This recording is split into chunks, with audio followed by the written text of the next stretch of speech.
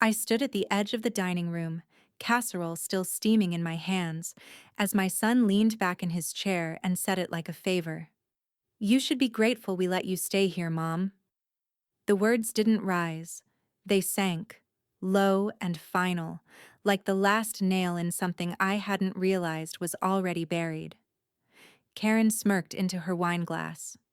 Kelsey froze mid-bite, and I stood there, invisible in a house I paid for, hearing my son speak to me like a tenant overstaying her welcome. "All right, before we dive into this crazy story, do me a favor. Subscribe and tell us where you're watching from." The casserole had long gone cold. A thin crust hardened along the edges of the dish like a border no one dared cross. The dining room smelled faintly of baked cheese and tension.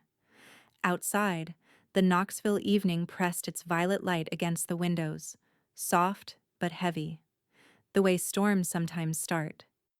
Greg's fork clinked against his plate. He leaned back, the chair creaking beneath him, and let out a breath that carried more judgment than fatigue. "You should be grateful we let you stay here, Mom." The words fell between them, sharp and ordinary all at once, so casual they didn't sound cruel until the silence stretched. Karen smirked into her wineglass, pretending to sip, the corner of her mouth turning up like a secret she enjoyed too much. Across the table, 16-year-old Kelsey froze mid-bite, her fork hovering above her plate. Her eyes flicked between her father and grandmother, unsure if she'd just witnessed an accident or an execution. Linda Ashby folded her napkin slowly, deliberately, as if neatness could keep her heart from pounding through her ribs. "Of course," she said softly. Her voice didn't crack. It simply landed with the quiet weight of someone who had learned long ago that raising your tone never made people listen. Greg nodded, satisfied, already looking at his phone again. "I mean, it's not easy having another person around, you know. We've got routines." Karen chimed in, still smiling that polite suburban smile. "We've all had to adjust, but you've been doing fine." She took another sip, as if that counted for kindness. Kelsey set her fork down. "Grandma made dinner," she murmured. "And she does laundry, and buys the groceries half the time." Greg gave a humorless chuckle. "That's not the point, sweetheart. It's about space. Boundaries." Linda rose quietly and began clearing the plates before anyone could stop her. "I'll just take care of these," she said. Her tone was polite, distant, like a librarian shelving someone else's overdue books. Her hands moved with practiced calm, though her pulse drummed fast enough to tremble the silverware. From the kitchen, the faucet hissed. Soap bubbles gathered in the sink like clouds, popping softly. Behind her, muffled laughter floated from the dining room, Greg and Karen whispering something about generation gaps and old habits. Kelsey didn't laugh. She sat perfectly still, staring at her untouched green beans. When Linda returned, her son had already moved on to complaining about work. Something about a client who didn't understand deadlines. Karen laughed too loudly. The sound made Linda's ears ring. She took her seat again, folding her hands in her lap. Her gaze settled on the framed photo over the sideboard. Greg at 5 years old, missing a front tooth, holding a toy plane she'd saved 3 months to buy. His smile back then had been pure sunlight. Now, it was all glare. "I'll keep trying to make things easier," she said after a long pause. Greg shrugged. "That's all I'm saying. We're doing our best here. Just don't make us regret it." Karen murmured. "We all just want peace." Linda smiled faintly. "Peace is nice," she said, and reached for her water glass. Her hand didn't shake, though it felt like it should. The meal ended in the soft chaos of scraped plates and half-hearted goodnights. Kelsey hugged her quickly before going upstairs. "Love you, Grandma," she whispered. Her voice was small but firm, as if she already knew something the adults didn't. When the house finally fell quiet, Linda lingered by the table. The candle had burned down to a puddle of wax, the flame a tiny ghost. She blew it out, and the room dimmed. For a long moment she stood there, looking at the empty chairs, the crumbs, the cooling casserole. The words replayed in her head, not shouted, not even cruel in tone, but carved deep all the same. You should be grateful we let you stay here. She pressed her palm flat against the polished wood, feeling the solid grain beneath her fingers. Her house, her table, her name on every bill, every record, every mortgage payment she had ever made. She smiled, not the kind that forgives, but the kind that finally understands. Then she turned off the lights, leaving only the clock ticking on the wall, steady as her resolve. Tomorrow, she decided, would not look like today. Morning came dressed in gold and silence. The cul-de-sac shimmered with dew, each lawn trimmed within an inch of its life. The kind of neighborhood where appearances were the local religion. From the upstairs window, Linda could see Karen's SUV still in the driveway, dusted with pollen. The blinds in Greg and Karen's room were closed. She dressed quietly, pressed slacks, pale blue blouse, the one she used to wear at the library for serious days. The mirror caught the faint silver at her temples, the calm in her eyes that didn't quite hide the current running underneath. She picked up her leather purse, the same one she'd carried for decades, and slipped her reading glasses inside. By the time she backed her sedan out, the sun had climbed over the dogwoods, scattering light through their white blossoms. The street looked peaceful. It was, she thought, the kind of peace that comes before movement. The Knox County Clerk's office sat downtown, an aging brick building with tinted windows and a flag that whipped lazily in the breeze. Inside, the air smelled faintly of toner and old paper. A clerk in a lavender cardigan looked up from her desk with a practiced smile. "Good morning, ma'am. How can I help you today?" "I'd like to confirm a property record," Linda said, sliding a folded document across the counter. "Ashby Residence, Chestnut Bend Drive." The clerk nodded, typing quickly. The soft click of keys filled the moment. "Do you have a parcel number?" "Here." Linda handed her the printed statement she'd kept in her file drawer for years, just in case. A minute passed. The printer at the far wall began to hum, spitting out a few crisp sheets. The clerk stapled them neatly and slid them back across the counter. "Here you go. Title's clear and current. Sole owner, Linda May Ashby." Linda let the words settle, heavy but steady. She glanced down the page, her name repeated across the lines like a quiet anthem. No mention of Greg, none of Karen, not a single co-owner or lien. "I bought it 25 years ago," she said absently, more to herself than to the clerk. "Paid in full before my husband died." The clerk smiled, polite and distant. "Then it's all yours, Mrs. Ashby. Always has been." Outside, the spring air felt sharper. Linda stood on the courthouse steps for a long time, the papers clutched in her hand like a map she'd forgotten she owned. She remembered the day she and Harold had signed those documents. He'd joked that one day they'd pass it on to Greg, and she'd laughed, not realizing the difference between inheritance and entitlement. Her phone buzzed in her pocket. A text from Darla. "Still thinking of selling?" Linda stared at the message, a small smile tugging at her lips. She could picture Darla in her real estate office, coffee in hand, hair in perfect defiance of humidity, already suspecting what Linda's answer would be. Her thumb hovered, then typed, "Very much thinking." She hit send. Back in the car, she didn't start the engine right away. The morning sun gleamed off the windshield, casting reflections across the dashboard. For the first time in years, she didn't feel like a guest in her own life. She reached for the glove compartment, pulled out the worn registration, and ran her finger along her name again. Linda May Ashby. It was still hers, all of it. Traffic hummed on the street below, a rhythm of movement she hadn't joined in a long time. She folded the title papers neatly, slid them into her purse, and looked toward the courthouse one last time. I should have done this sooner, she murmured.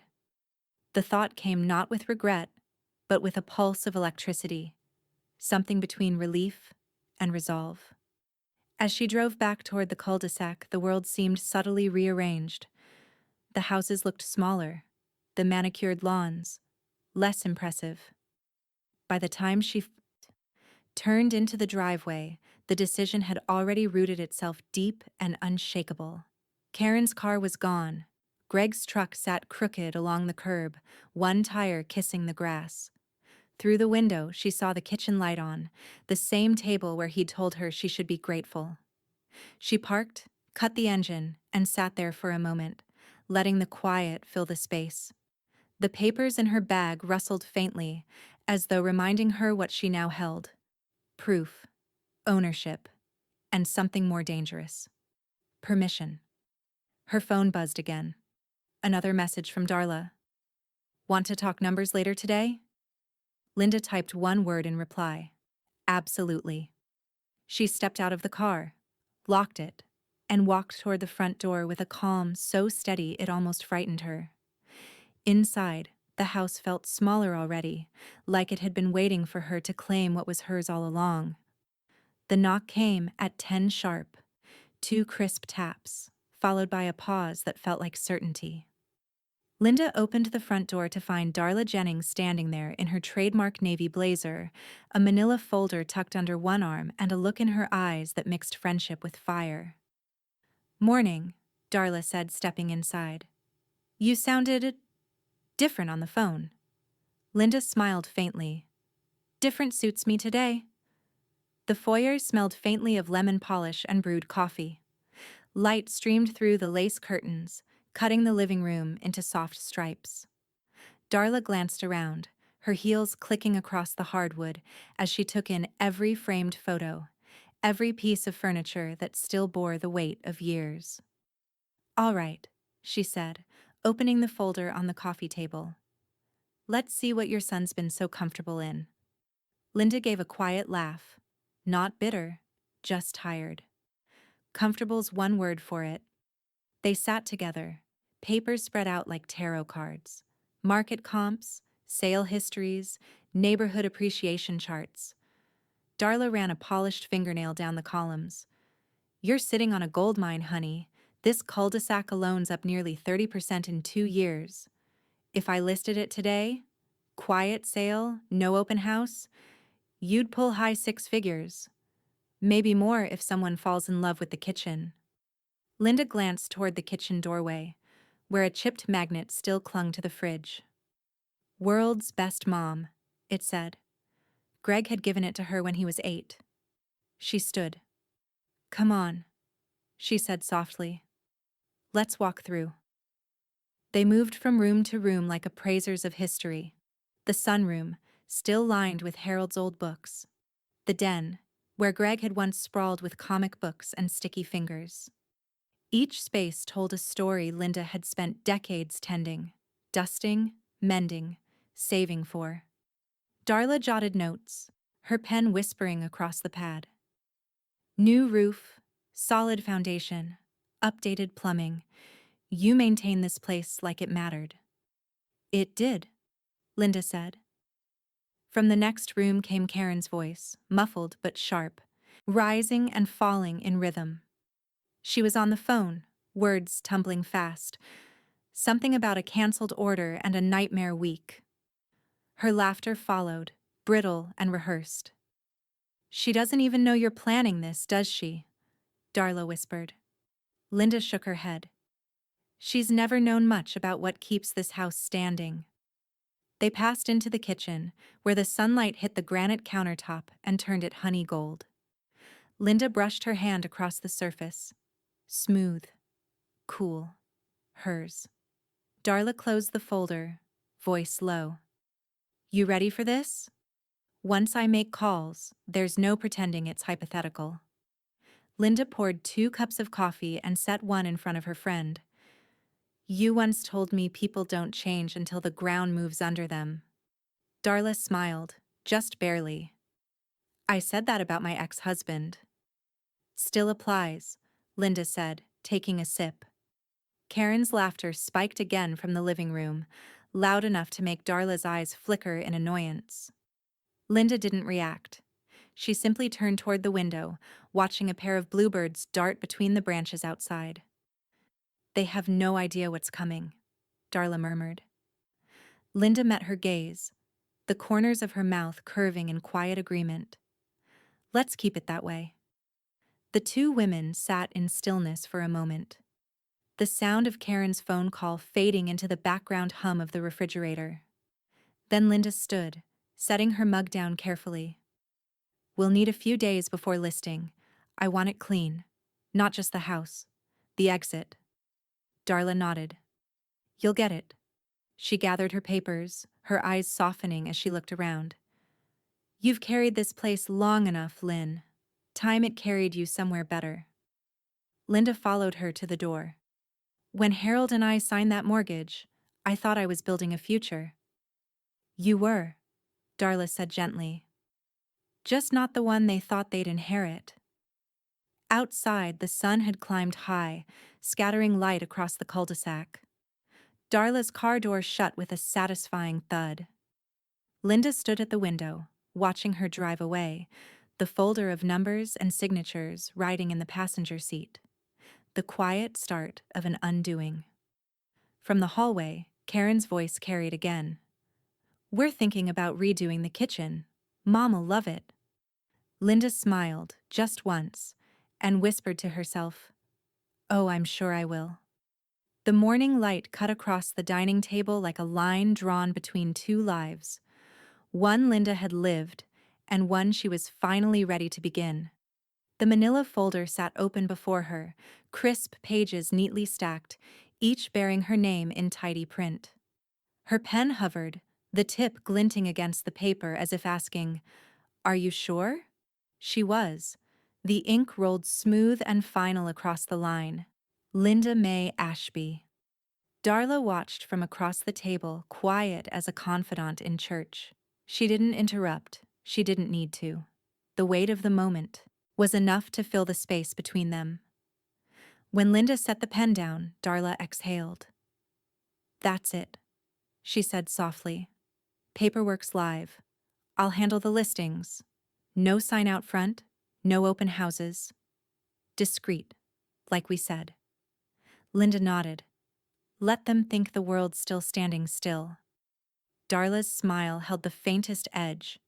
It won't be for long. They spent another 10 minutes reviewing logistics.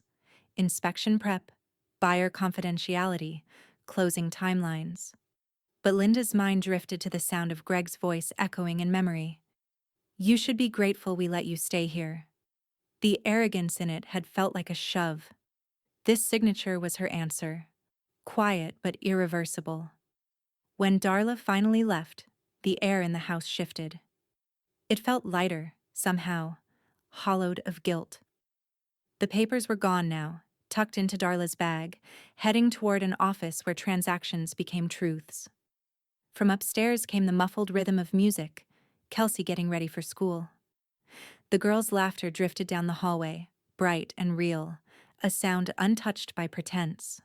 Linda stood at the bottom of the staircase, listening for a moment before calling softly.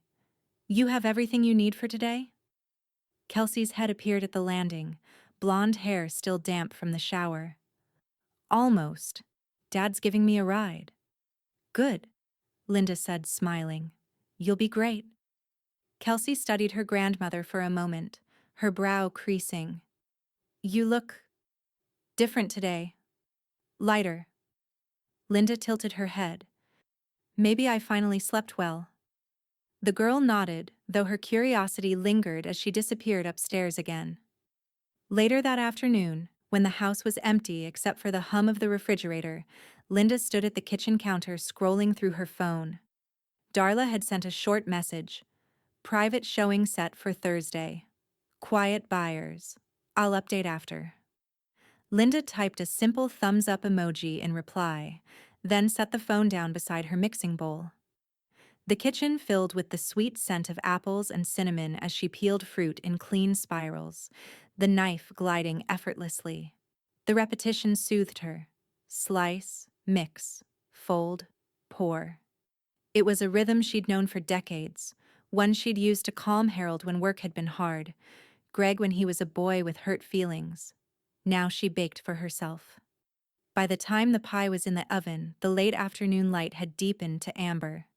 She wiped her hands on her apron, poured a glass of iced tea, and sat at the table where everything had started. The silence wasn't heavy anymore. It was patient.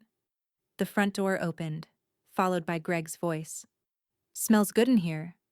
She turned to see him drop his briefcase by the wall, loosen his tie, and glance toward the oven. His expression softened with a hint of nostalgia. "Apple?" "Apple," she confirmed. "Nice of you to still help out," he said, reaching for a fork on the counter like it was a compliment. Linda smiled.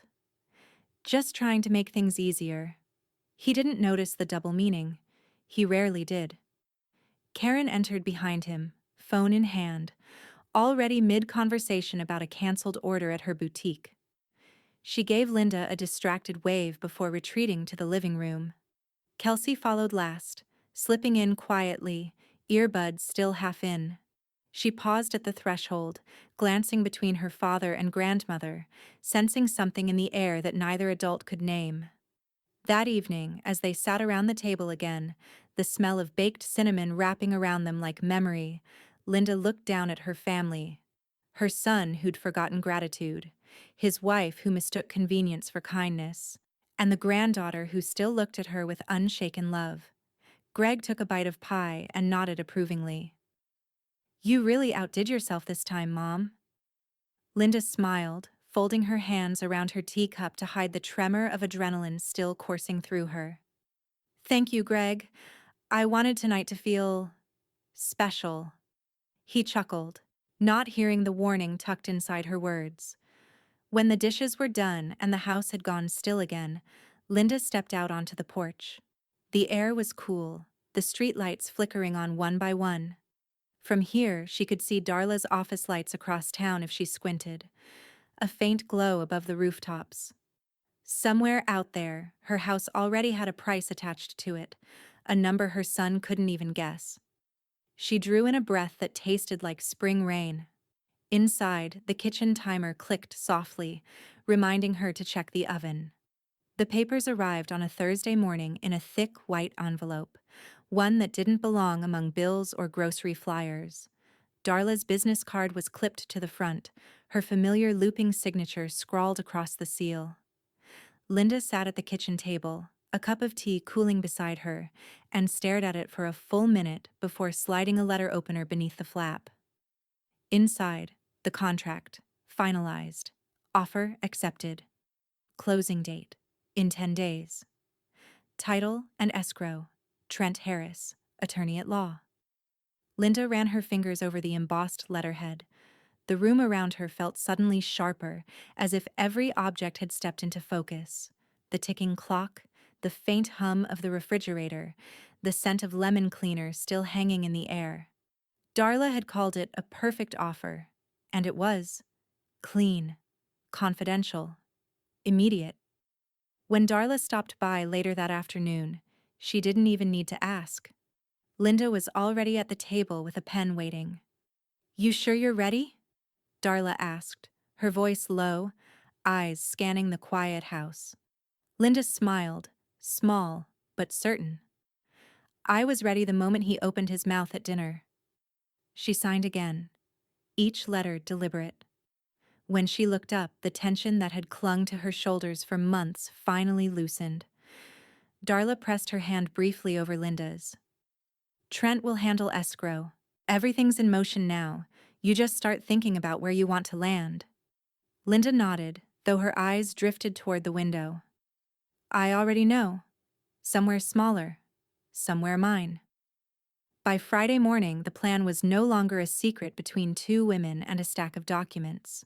It was a living, breathing act of consequence. Linda moved through the house quietly, methodically. She started with the drawers, kept what mattered, boxed what didn't, and left behind what no longer felt like hers.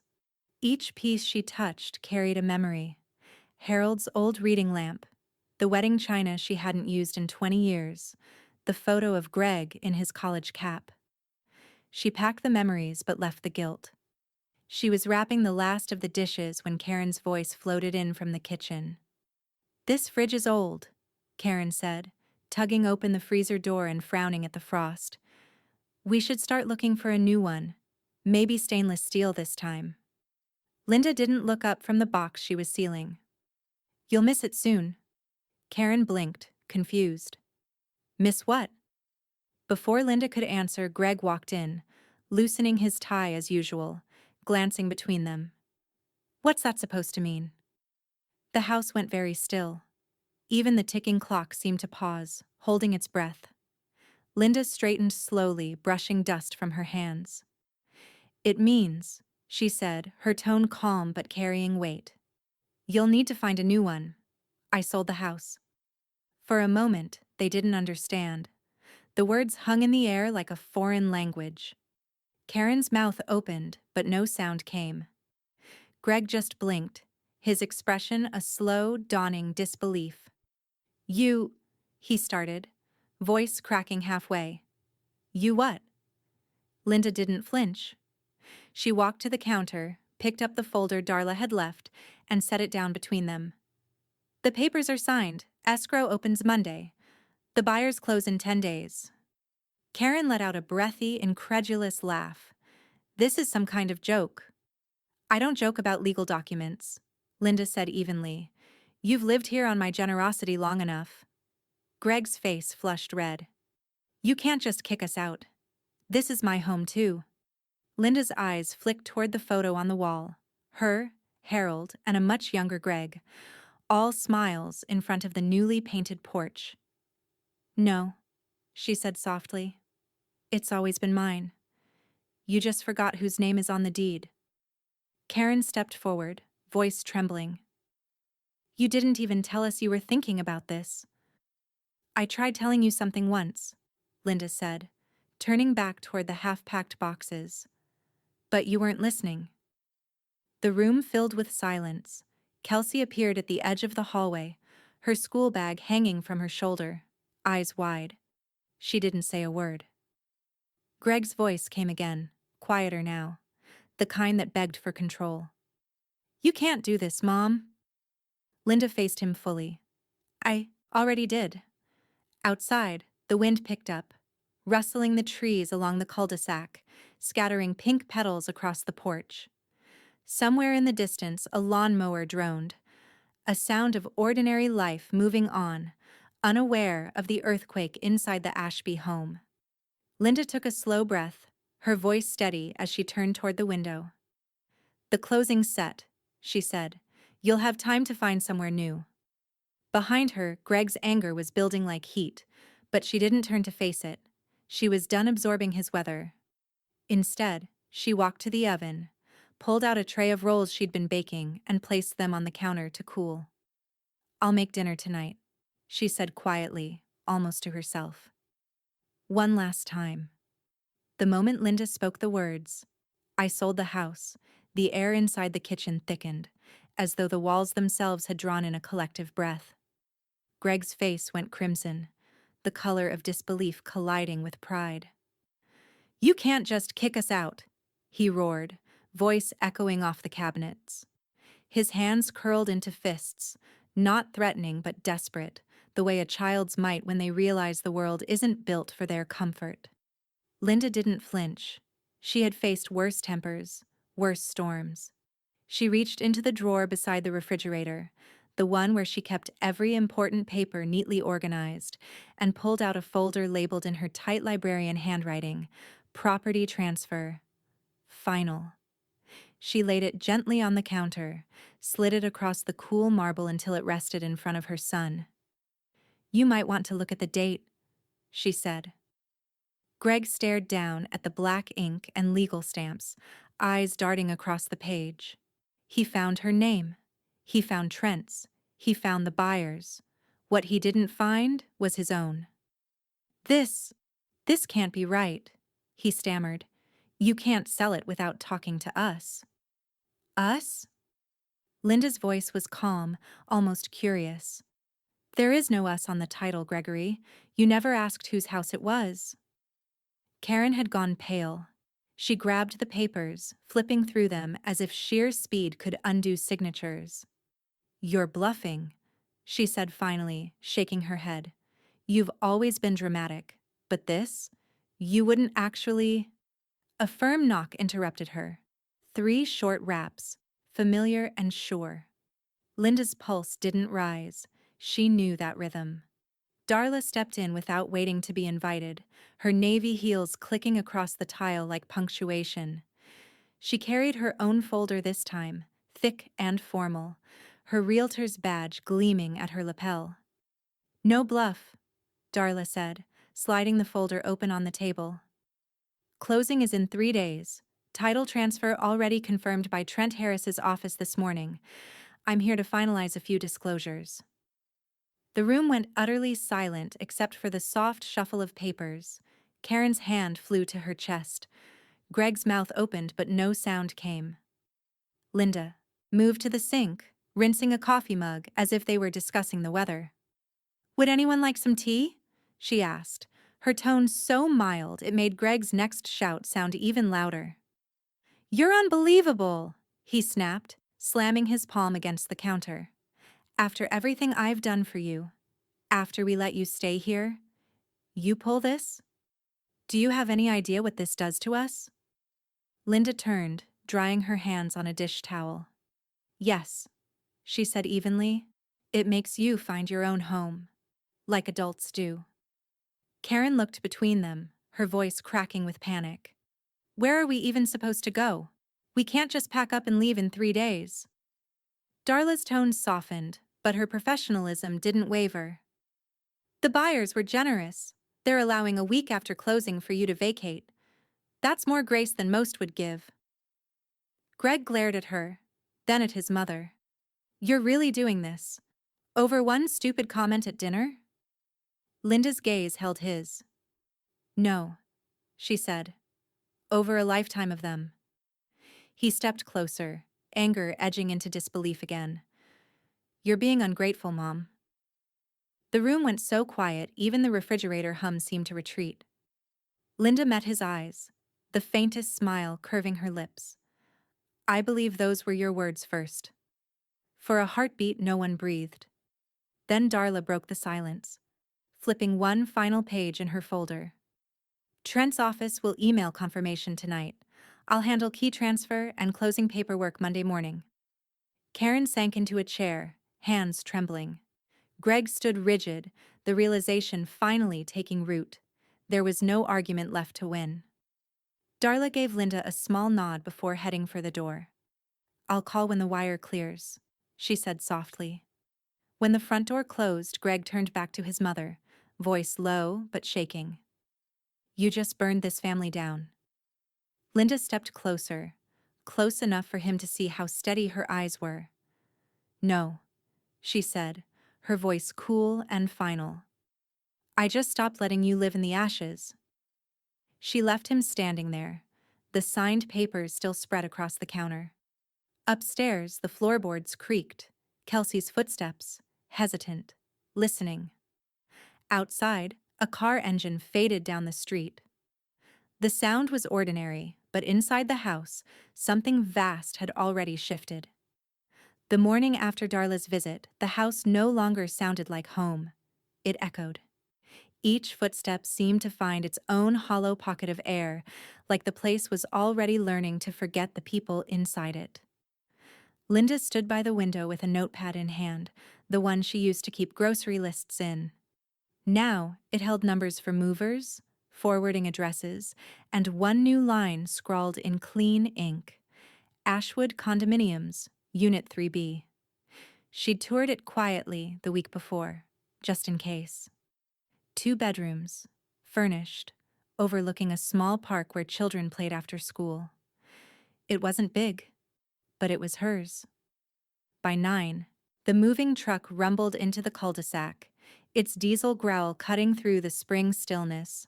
A man in a red shirt hopped down, clipboard in hand. "Morning, ma'am. We'll take good care of everything." Linda smiled. "Thank you. Label anything marked with blue tape for the condo. Everything else can stay." Boxes were stacked neatly in the foyer, decades of living reduced to cardboard cubes. She'd sorted them with the precision of a woman who had once organized entire library archives. Photographs in one, Harold's books in another, her mother's quilt folded at the top of a third. Kelsey appeared on the stairs, hair pulled into a messy ponytail, wearing one of Linda's old flannel shirts as an overshirt. She carried a roll of tape and a Sharpie. "Where should these go?" "Blue for condo," Linda said, smiling softly. "Yellow stays here, and don't forget to label the sides, not the tops. Movers stack them faster that way." Kelsey grinned faintly. "You've done this before." Linda's smile deepened. "Just once, when your dad left for college. Though I think I was packing hope instead of furniture back then." They worked together in a quiet rhythm. From the kitchen, Linda heard Greg pacing on the phone, his voice taut. "I told you we can pay the deposit this week," he said. "It's just temporary, okay? My mom, there's been a mix-up with the house sale, we're sorting it out." A pause, then his tone sharpened. "What do you mean? Credit check failed? That's impossible." The silence that followed said otherwise. Linda didn't move closer. She didn't need to. She'd spent a lifetime hearing the cracks in her son's voice before he did. Karen's voice joined his soon after, brittle and defensive. "We'll find something. People rent all the time. It's just bad timing." In the living room, two movers carried out a box marked fragile. Photos. Kelsey carefully followed them, watching to make sure the label stayed upright. When she returned, she lingered by the doorway. "Grandma?" "Yes, sweetheart." "Are you sure you don't want to take everything? Some of this stuff looks, I don't know, important." Linda looked around the room. The old oak dining table, the faded couch, the curtains Harold had insisted on buying himself because he liked the pattern. It all had meaning once. But meaning, she'd learned, could become a trap. "Some things belong to the house now," she said gently. "Let it keep its memories. I'll make new ones." Kelsey studied her for a long moment, then nodded. Down the hall, Greg's voice rose again, raw this time. "We don't have time for this, Karen. Every listing's taken, and my credit's not—" He caught himself, lowering his voice when he realized who might be listening. "Just, I'll figure it out." Linda taped the last box, pressed down the flaps, and stood. "That's the last of it," she said quietly. Kelsey exhaled, wiping a smudge of marker from her wrist. "I'll miss this house." "So will I," Linda said, "but not enough to stay." As the movers began loading the final boxes, the late afternoon light poured through the front window, painting the walls in soft amber. The house, for the first time, looked peaceful, like it was exhaling too. When the truck doors shut with a solid clang, Kelsey turned to her grandmother, eyes bright but uncertain. "Where will you go now?" "Just across town," Linda said. "Near the river. It's quiet there." Kelsey hesitated, then asked the question her father wouldn't dare. "Can I visit?" Linda reached out, brushing a strand of hair from her granddaughter's cheek. "You're welcome anytime, sweetheart. Anytime." She pressed a kiss to Kelsey's forehead. From the kitchen doorway, Greg watched them, jaw tight, arms crossed. Karen hovered behind him, phone in hand, eyes glassy with worry. They looked smaller somehow, like figures in the wrong house. Linda stepped past them without a word, keys in hand. "I'll leave the spare set on the counter," she said over her shoulder. Greg opened his mouth, but nothing came out. For once, he had no script. Outside, the air smelled of honeysuckle and sawdust, spring's way of reminding her that everything eventually rebuilds. She climbed into her car, started the engine, and glanced in the rearview mirror one last time. Kelsey stood on the porch, waving. Greg and Karen stood behind her, framed by the door they no longer owned. Linda waved back. Slow, steady, final. The title office smelled faintly of paper, toner, and lemon polish, like bureaucracy trying to seem friendly. Linda sat across from Trent Harris, who wore his usual gray suit and wire-rimmed glasses, his hair thinning but his eyes sharp. He had the kind of calm confidence that came from decades of watching people sign away and start over. "Morning, Mrs. Ashby," he said, adjusting his glasses. "You ready to make this official?" Linda smiled. "I was ready the moment I found my name still on that deed." Trent chuckled, spreading the final stack of documents across the desk. "You'd be surprised how many folks forget to check that kind of thing until it's too late." "Not me," she said, sliding her reading glasses down. "I filed books for 40 years. I know the power of a name on a page." He nodded approvingly. "Smart woman." The pen felt warm between her fingers as she signed, her signature looping with deliberate grace. Each stroke of ink sealed a quiet promise to herself, one she hadn't even realized she'd been making for years. "Never again will someone mistake my generosity for permission." When it was done, Trent gathered the papers, clipped them neatly, and handed her a receipt. "The wire will hit your account within the hour. Congratulations, Linda. You're officially free." Free. The word landed soft and solid, like a coin dropped into still water. She stepped outside into bright spring air, the sky a flawless Tennessee blue. The courthouse clock struck noon somewhere nearby. The sound carried like punctuation, final and full. For the first time in months, Linda's shoulders didn't ache. Her breath came easy. She paused on the sidewalk, eyes closed, face lifted to the sunlight. Around her, Knoxville moved at its usual pace. Cars passing, laughter spilling from a cafe down the street, a delivery man whistling as he pushed a dolly of boxes. She felt like she was rejoining the rhythm of the world instead of just watching it go by. Her phone buzzed. A text from Darla. "Wire confirmed. Check your account." "Lunch to celebrate?" Linda smiled, typing back. "Maybe later. I think I'll take a walk first." She slipped her phone into her purse and crossed the street toward the little park beside the courthouse. The dogwoods were in bloom, white petals drifting down like slow confetti. She sat on a bench, opened her banking app, and stared at the numbers on the screen. High 6 figures, the kind of balance that didn't just feel like money, it felt like oxygen. Across the park, a boy tossed a frisbee to his golden retriever. The dog bounded clumsily through the grass, ears flapping. Linda laughed quietly to herself, surprising even her own voice. But peace, she knew, rarely lasted uninterrupted. By the time she returned to her condo, her phone was vibrating nonstop. 3 missed calls from Greg, 2 from Karen, and a flood of notifications from Facebook. She set her purse down, brewed a cup of chamomile tea, and opened her laptop. Karen had been busy. A long, vaguely passive-aggressive post sat at the top of Linda's feed, written in that careful tone people use when pretending not to name names. "Some people will smile to your face and stab you in the back with paperwork. Family should mean more than money. Guess not everyone was raised with respect." Hundreds of likes, a handful of sympathetic comments, a few shared emojis of broken hearts. Linda stared at the screen, expression unreadable. She sipped her tea, the steam clouding her glasses for a moment before she wiped them clean. Another buzz. Greg this time. The message came in short, jagged bursts. "You betrayed us. After everything we did for you."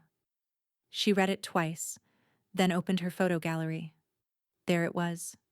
The crisp scan of the deed, taken the day she confirmed ownership. Her name at the top.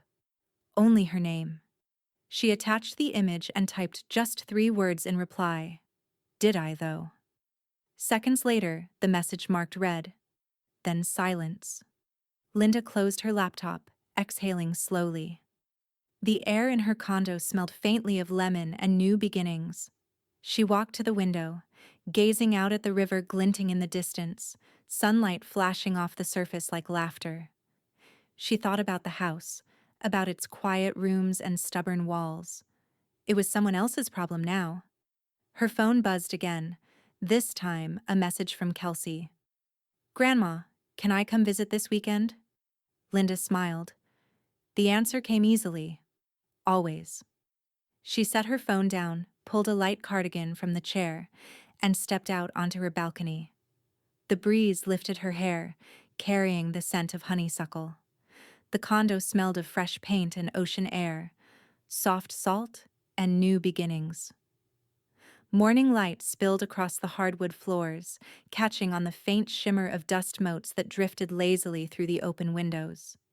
From the balcony, Linda could see the marsh beyond, tall grass swaying in slow rhythm with the breeze. It was quieter than she'd imagined peace could be. 2 bedrooms, a small kitchen, enough space to breathe, enough space to be entirely herself. She unpacked the last of the boxes slowly, methodically. Books alphabetized, teacups arranged on the open shelf, photographs in deliberate frames. The only picture of Greg she kept was from his graduation day, when his smile had still carried gratitude instead of resentment. She placed it face down in a drawer. Her phone buzzed mid-afternoon. "Trent Harris." She answered. "Afternoon, Trent. Just wanted to update you," he said in that measured tone of his. "Greg Ashby filed an informal objection with the recorder's office this morning. Claims he was a resident with rights to notice." Linda sighed, unsurprised. "And?" "Rejected within the hour. The title's clean. Closing's complete. And the funds have cleared. He doesn't have a legal leg to stand on." "Good," Linda said softly. "I'm done fighting ghosts." "You've earned the quiet," Trent said, his voice kind. After the call, Linda brewed a cup of coffee and carried it to the balcony. The marsh shimmered in late afternoon gold, cranes standing like pale statues in the reeds. Somewhere across the water, wind chimes danced faintly, a sound too delicate to have existed in her old life. Her phone buzzed again, this time a notification from her banking app, a refund reversal on a shared family card, then another. She frowned and opened her messages. "Karen. Your name was still on the grocery account. Credit card got declined. Thanks for the embarrassment." Linda set the phone down, a quiet laugh escaping before she could stop it. For years, Karen had treated financial dependence like a badge of authority. Now, even the illusion of control was slipping through her fingers. She didn't reply. Some lessons taught themselves. An hour later, as dusk settled over the marsh, her laptop pinged with a new email notification. The sender's name made her pause. Kelsey Ashby. Subject: "Please don't let this ruin us." Linda opened it slowly. "Grandma, I know things got bad between Dad and you. He's furious, and Mom's pretending not to care. But I do. I miss you. Please don't let this ruin us. I don't want to lose you, too." Linda read the words twice, her chest tightening with something that wasn't quite sadness. She placed her fingertips on the keyboard and typed carefully, as if each word mattered more than it used to. "Sweetheart, you never ruined anything. Some people build bridges, others just stay standing on their side of the river. You're always welcome on mine. Love, Grandma." She hit send. Outside, the marsh turned silver under the moonlight. A train whistle sounded faintly somewhere beyond the trees, a reminder that the world was still moving, that she hadn't stopped it. She'd simply stepped off and started walking on her own. She tidied up the small kitchen, put on soft music, something jazz from the 1960s that Harold used to hum while fixing the porch railing, and poured herself a glass of wine. It was a good night, peaceful. And then, another sound, a soft knock at the door. 3 gentle raps. Not urgent, not hesitant. Familiar. Linda froze. wine glass halfway to her lips. She wasn't expecting anyone. Darla would have called first. Trent never dropped by unannounced. The knock came again. She set the glass down and crossed the living room, her slippers making no sound against the wood. Through the peephole, she saw movement, a figure standing just beyond the hallway light. She opened the door. Kelsey stood there, hair windblown, a worn duffel bag slung over her shoulder.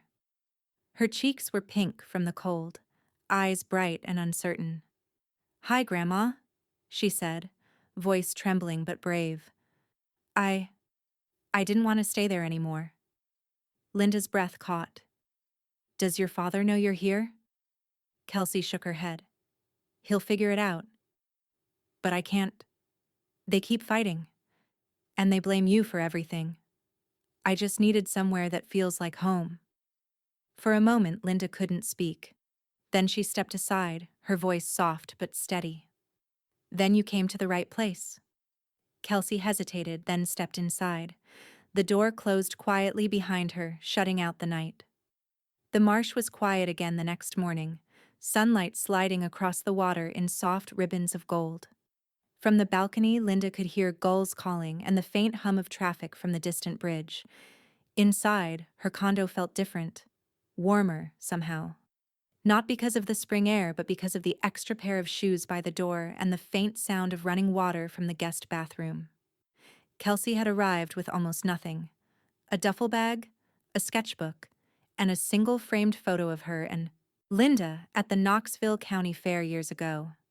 She'd fallen asleep almost instantly the night before, curled up under the quilt her great-grandmother had stitched. Now, Linda stood in the hallway, listening to her granddaughter humming softly as she brushed her teeth. It was the kind of sound a home made when it was finally breathing again. When Kelsey emerged, she looked small but steadier. "I can help with breakfast," she offered. "You can help me decide which cereal tastes least like cardboard," Linda said, smiling.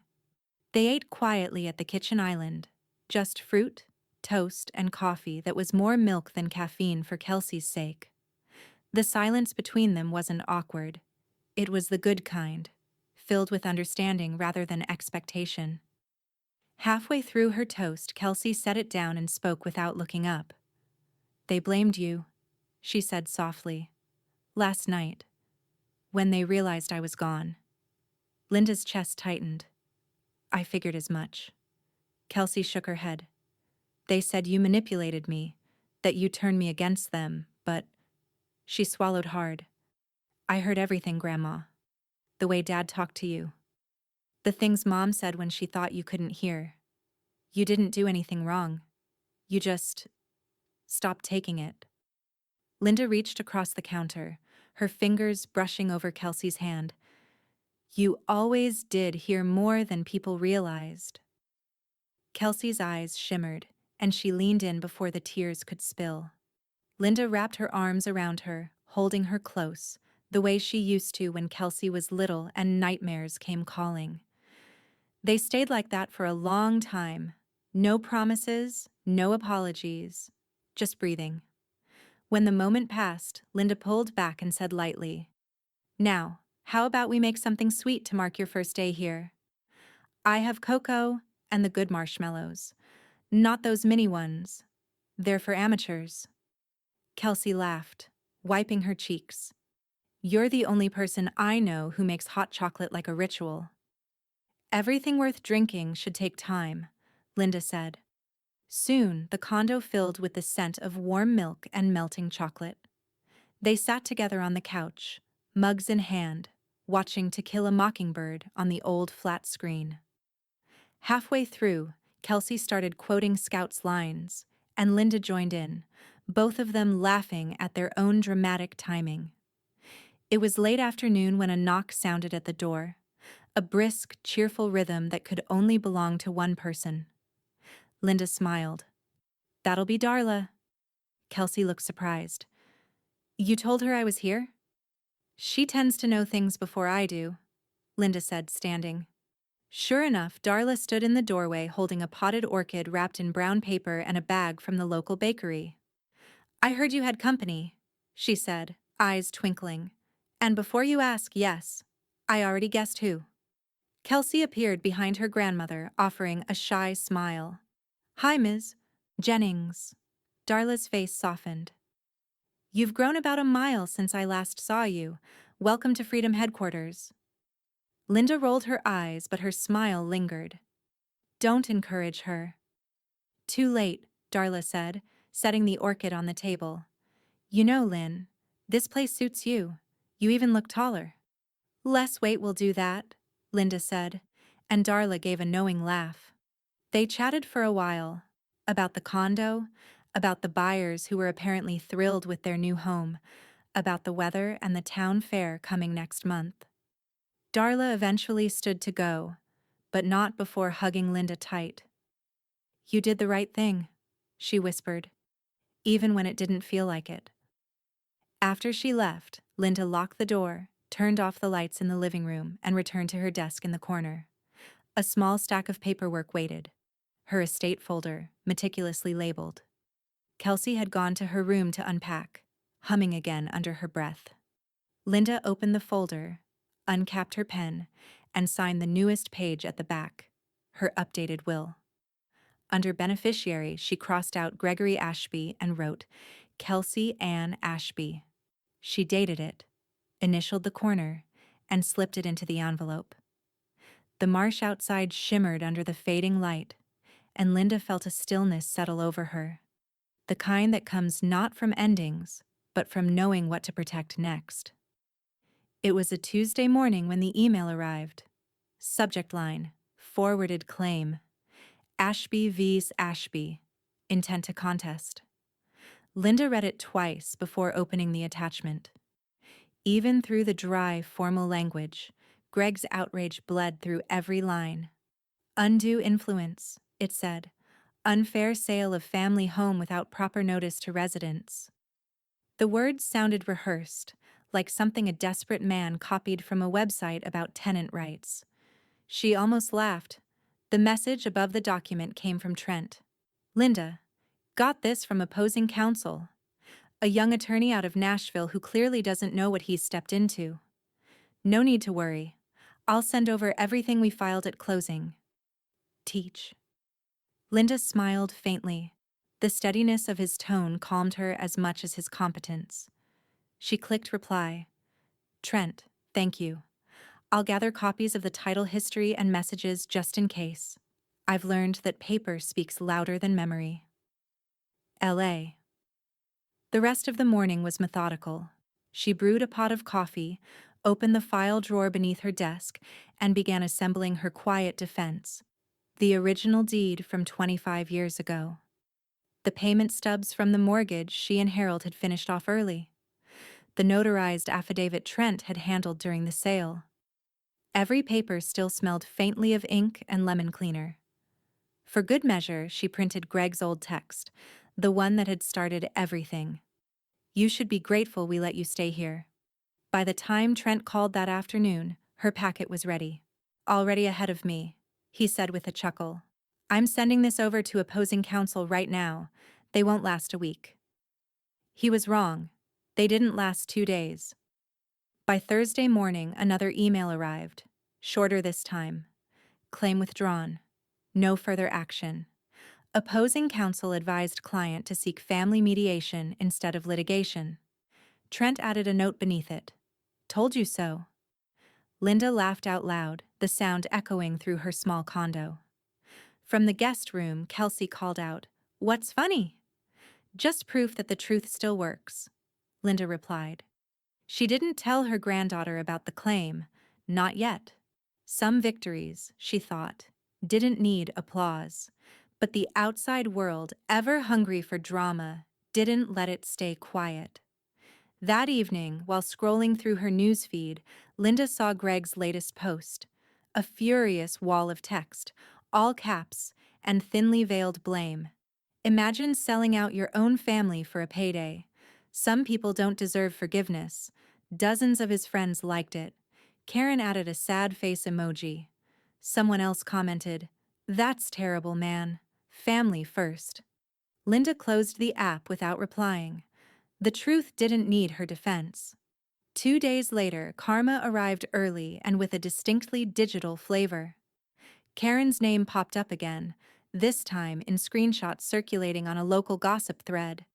Messages she'd sent to a mompreneur group, mocking clients and bragging about brand deals that apparently didn't exist. By afternoon, her small lifestyle brand's Instagram account had gone private.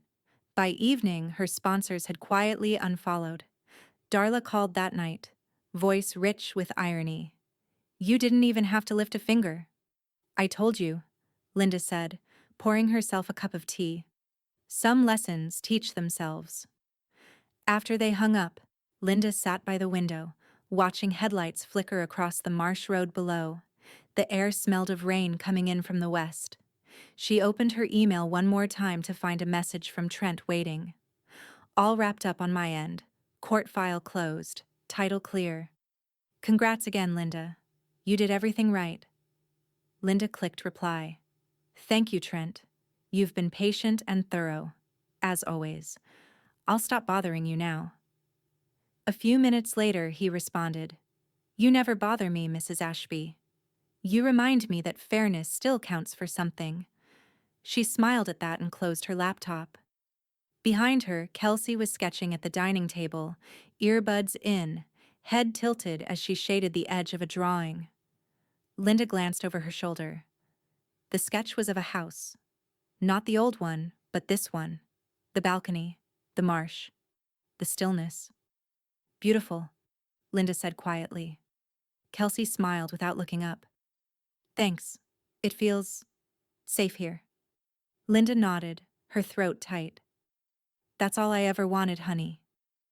Lightning flashed beyond the window, brief and bright, cutting across the darkening sky. The morning was cool and overcast, the kind of gray that made the marsh look like brushed steel. Linda sat at her desk by the window, papers spread out before her in neat rows. The hum of the printer filled the room, steady and certain, as if the machine itself approved of what it was producing. Kelsey was at school, her first full day in a new district, and the condo was still, save for the soft ticking of the wall clock. Linda preferred it that way. Some work required quiet, especially this kind. She adjusted her glasses and looked over the first page, Last Will and Testament of Linda May Ashby. The sight of her own name in that formal serif font didn't frighten her. If anything, it calmed her. It meant control. It meant no more arguments, no more guilt wrapped in expectation. Just facts. She picked up her pen and began to make the final notes in the margins. Under beneficiaries, she wrote, Kelsey Ann Ashby, sole heir to all remaining personal property and financial accounts. A portion shall be allocated to a dedicated college fund, established immediately upon my passing, managed by trustee Darla Jennings. Her pen didn't pause. She flipped to the next page, her handwriting crisp and deliberate. A donation of $50,000 to the Knoxville County Public Library, with specific requests to fund reading programs for children and senior outreach services. That one made her smile. The library had been her second home for decades, the place where she learned the difference between noise and knowledge. It felt right to give something back to it. She turned to the third and final page, the one that carried the clause she'd written by hand the night before. Gregory Allen Ashby and Karen Lee. Ashby shall receive no inheritance or proceeds from my estate. This exclusion is intentional and not accidental. Linda reread the words twice. They were clean, clinical, almost cold, and exactly what they needed to be. A knock sounded at the door. "Come in," she called, knowing who it was. Patrice stepped inside, a broad-shouldered woman in a burgundy blazer and black glasses that made her look half lawyer, half saint. She'd been the notary at the title office where Linda had signed her closing papers weeks earlier. Dependable, discreet. "Morning, Mrs. Ashby," Patrice said warmly, setting her notary stamp on the desk. "Looks like you've been busy." "Busy is my new hobby," Linda replied, sliding the papers toward her. 3 pages, all clean. I just want to make sure they're sealed tight enough that not even a ghost could contest them. Patrice chuckled. You've done most of my job for me. Let's get this made official.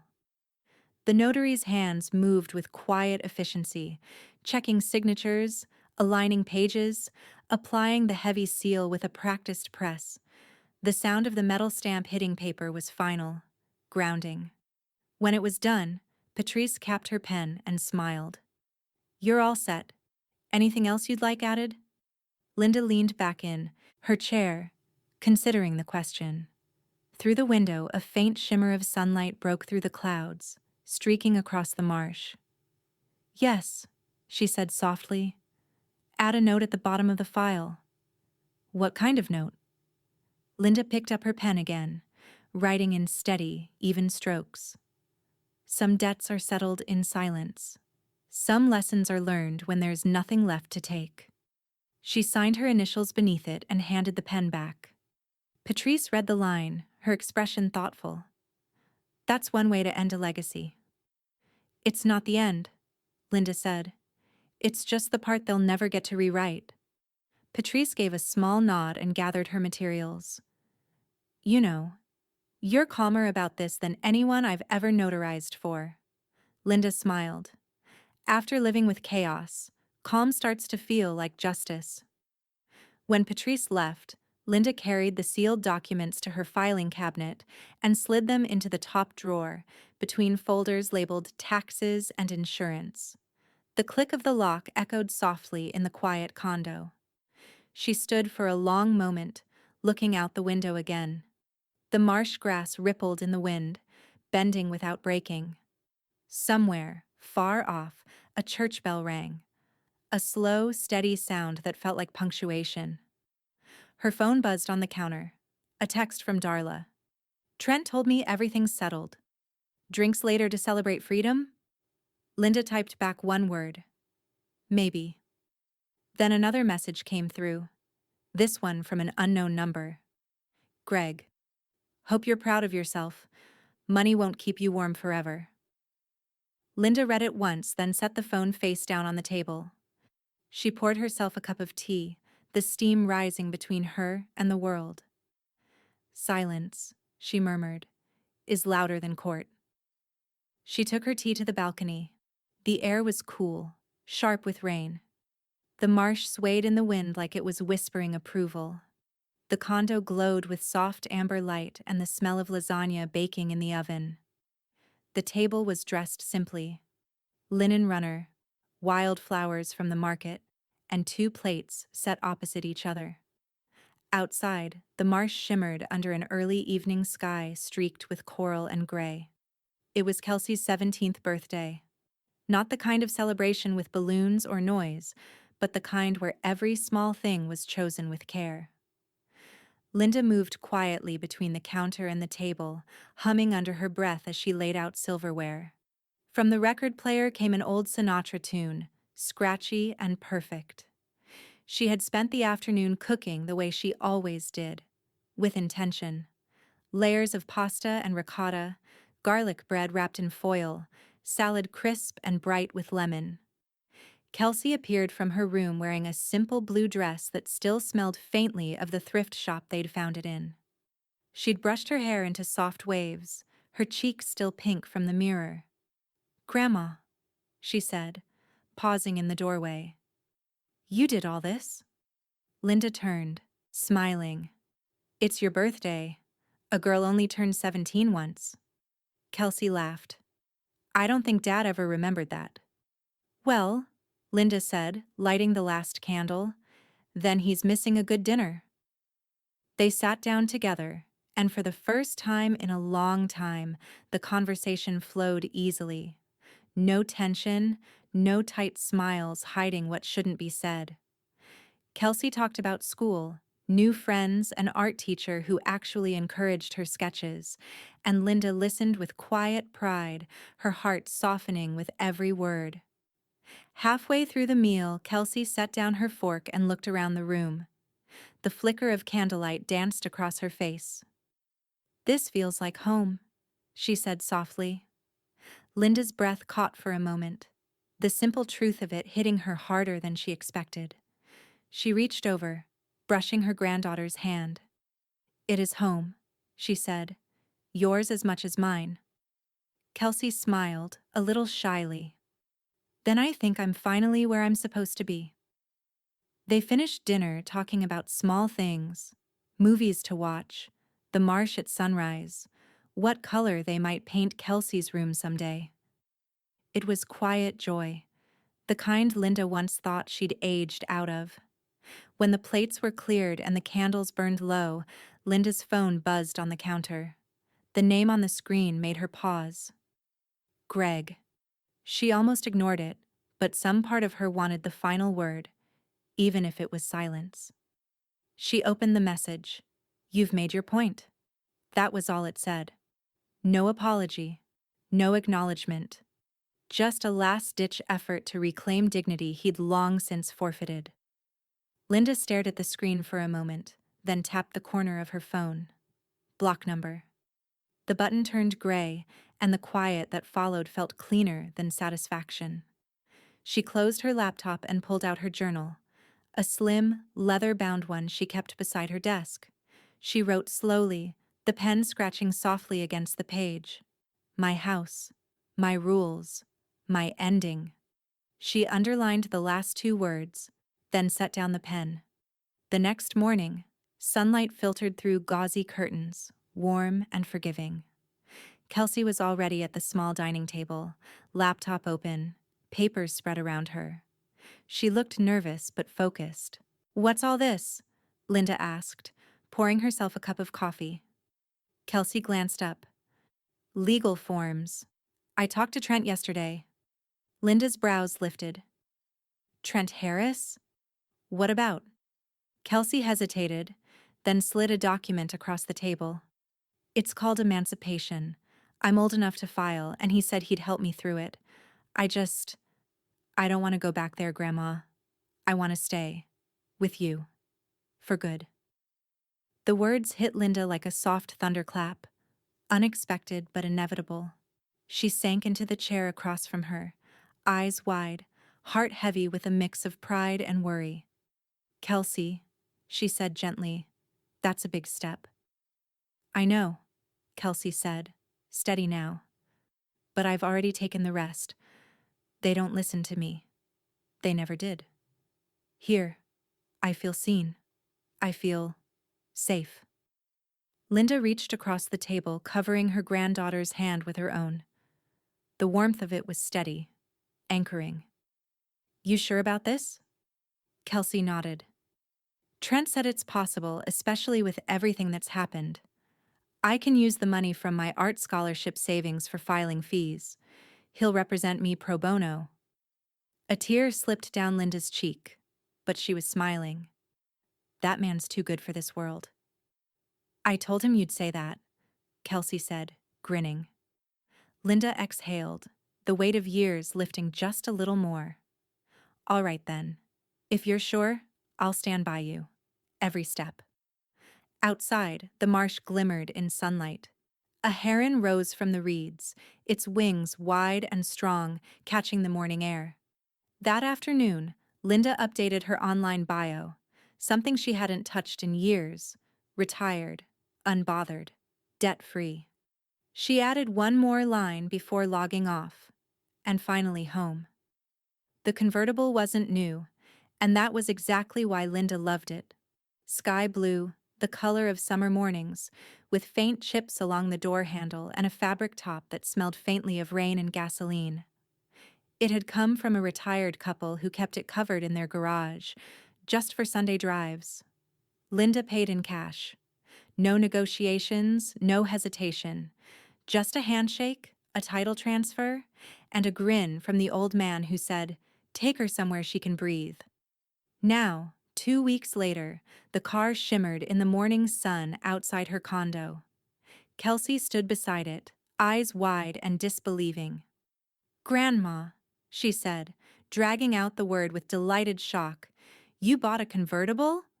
Linda adjusted her sunglasses. Every woman deserves one reckless purchase after 70. Kelsey laughed, tossing her overnight bag into the back seat. Reckless. You call this classy rebellion? That's the idea. They pulled onto the highway with the top down, wind sweeping through their hair, Sinatra replaced by something newer. Kelsey's playlist, all acoustic guitars and quiet confidence. The marsh fell away behind them, replaced by winding Tennessee hills lined with budding dogwoods. The air was warm, sweet, with honeysuckle and freedom. For a while they didn't talk. They just drove. It wasn't until they hit the ridge overlooking the city that Kelsey said softly, "Do you ever miss it? The old house?" Linda's hands tightened slightly on the wheel. "Sometimes," she admitted. "But mostly, I miss who I was before I let them make me feel like a guest in my own life." Kelsey turned toward her, the wind lifting strands of her hair. "You don't sound angry anymore." "I'm not," Linda said, smiling faintly. "I paid for peace. It wasn't cheap, but it was worth every penny." They drove another mile before Kelsey pointed to a sign ahead. "Grandma, that's our old neighborhood." Linda slowed instinctively. The asphalt curved into the cul-de-sac she'd once memorized by heart. The lawns were still perfectly trimmed, the houses still painted in neutral ambition. Her old home stood near the end, its porch newly painted, flower beds manicured within an inch of perfection. The for sale sign was gone. Curtains framed the front window. Someone else lived there now. Linda stopped the car just long enough to look. "You okay?" Kelsey asked gently. Linda nodded. "Better than I ever was when I owned it." Across the street, a neighbor she vaguely remembered waved, mistaking her for a stranger passing through. Linda smiled and waved back, then eased the car forward. The tires rolled over the same asphalt Greg used to ride his bike on, the same spot where Harold once stood watering the lawn. "Do you ever think about him?" Kelsey asked quietly. "Your grandpa?" "Yeah. Every day," Linda said. "But thinking about him doesn't hurt anymore. That's how I know he'd be proud." They turned onto the main road again. The wind picked up, warm against their faces, scattering away the remnants of memory. 10 minutes later, they stopped at a gas station on the edge of town for sodas. As Kelsey went inside to grab drinks, Linda leaned against the car, eyes following the steady stream of people coming and going. That's when she saw her. Karen. Even from across the parking lot, she was unmistakable. Hair flat, expression sharp, wearing sunglasses too large for her face. She stood outside a discount store, rummaging through a clearance bin, her phone pressed to her ear. Linda stayed still, almost hidden by the curve of the convertible. Karen laughed at something on the phone, too loud, too forced, and dropped a pair of shoes back into the bin. There was no trace of the smug woman who once looked down her wineglass at her. Just another person on a Tuesday, tired and trying. For a fleeting moment, Linda felt no anger, only a quiet, distant pity. Kelsey came back, 2 cold cans in hand. "You okay?" she asked, noticing her grandmother's expression. Linda nodded. "Just saw a ghost I don't need to chase." Kelsey looked toward the discount store, eyes narrowing slightly, then back at her. "Grandmother. You want to leave?" Linda opened the car door. "No, sweetheart, I want to drive." They pulled away from the gas station, the wind rising around them again, carrying the smell of gasoline and wildflowers. Karen shrank in the rearview mirror until she was nothing more than a speck, then gone entirely. Kelsey cracked open her soda and smiled. "Where to next?" Linda grinned, foot pressing a little harder on the gas. "Wherever the road stops asking questions." The highway opened ahead of them, golden light spilling across the hills. The car hummed beneath them like a heartbeat, steady and strong. The condo's clubhouse smelled faintly of lemon polish and fresh coffee. Afternoon sunlight filtered through tall windows, catching on rows of folding chairs and the soft blue fabric of a banner that read, "Financial Literacy for Every Generation." Linda stood at the front of the room, straightening a stack of handouts while her small audience settled in. There were a dozen people, mostly neighbors, a few friends, and several teenagers from the local high school. At the back table, Darla was setting out cookies, and Patrice, ever efficient, was helping adjust the microphone. "All right," Linda said, smiling warmly. "Let's start simple. What's the first thing money can give you?" A boy in a baseball cap raised his hand. "Stuff?" "Temporarily," Linda said, chuckling. "But real money, the kind you earn, save, and protect, gives you choice." "And choice," she paused, her eyes soft but steady, "is freedom." She caught Kelsey's gaze near the front row. Her granddaughter sat surrounded by a small group of teens, bright-eyed, curious, each with notebooks open. Kelsey grinned. "That's her favorite word," she said to the others. "Freedom." Linda smiled back. "I earn the right to use it often." The class continued, moving through topics that had once felt too dry to teach, but now hummed with purpose: budgeting, emergency funds, how to recognize financial manipulation disguised as generosity. Linda didn't lecture, she told stories about saving coins in a jar with Harold, about learning, too late, that control over money could mean control over peace. When the session ended, polite applause rippled through the room. Chairs shuffled, coffee cups clinked, and small conversations began. Kelsey stood and turned toward the group of teens still lingering. Her cheeks flushed, but her voice was clear. "I just want to say something," she said. "When my grandma talks about freedom, she doesn't just mean money, she means standing up for yourself. Knowing what's yours and not letting anyone make you feel like you owe them for existing." She looked toward Linda, her smile trembling with pride. "My grandma taught me what freedom looks like." The room went still for a heartbeat. Then the applause came again.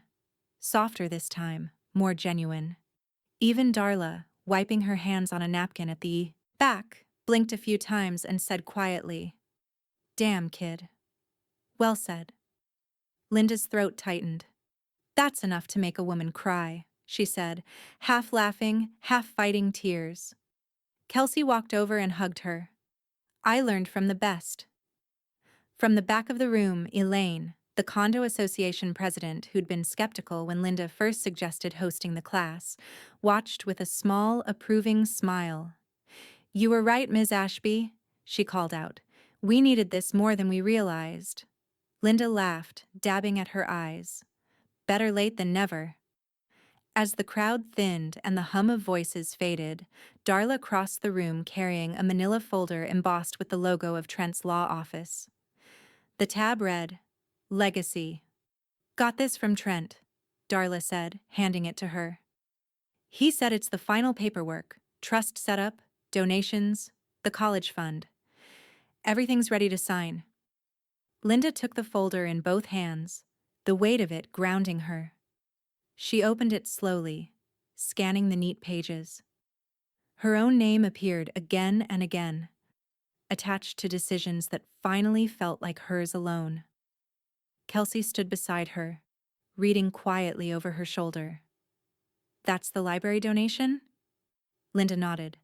50,000 for new programs, the kind I wish I'd had when I was your age. "And this part?" Kelsey pointed. "That's your college fund," Linda said softly. "Locked in, steady, untouchable." Her hand trembled just a little as she signed the final page.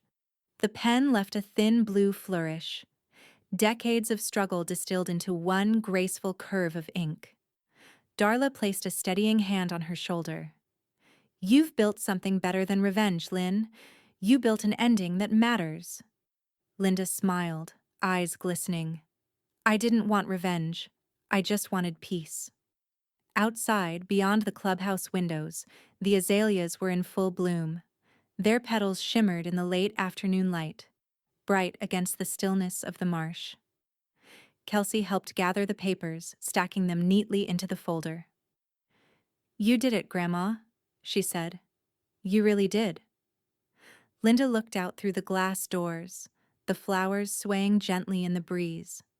Her reflection met her gaze, steadier, older, but free.